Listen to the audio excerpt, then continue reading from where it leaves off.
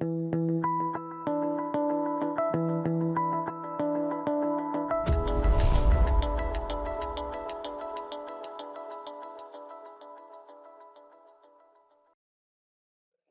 guys, it's Andrew Grove, aka This Passing for CardRunners.com. It's been a while since my last series, which was a 2 to 3 part series of Zoom.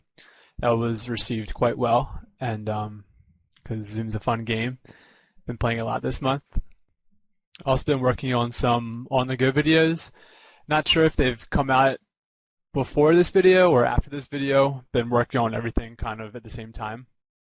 I really like the on-the-go format because it allows the video maker to really go into detail about a specific hand or topic that they're often well prepared or thought out as to what is going to be covered. Anyway, this video is my first hand history review video, and I'm really excited because I do enjoy going into lots of detail about hands like I do in the on-the-go videos. And there isn't really room for that in session review videos because it kind of makes the video drag out and become kind of boring and stuff. I chose 4 to 5 interesting hands for this video.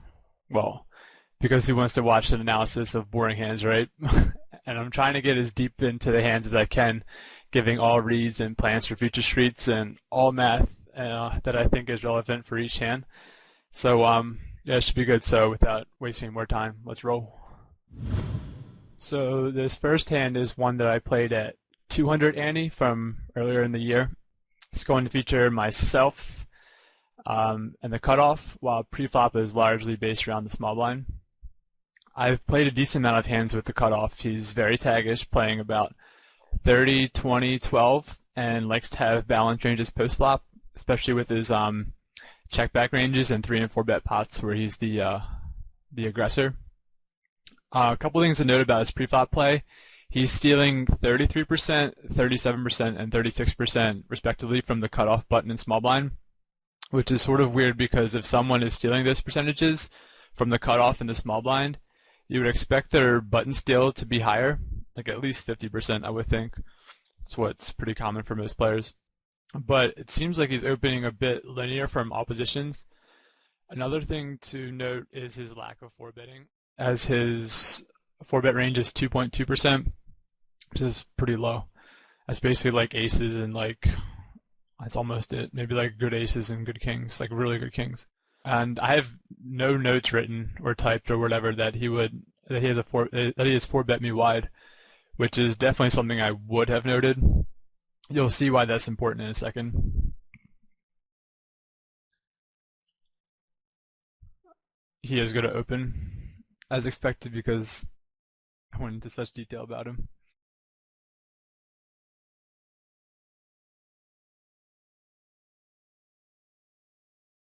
And the small blind 3-bets.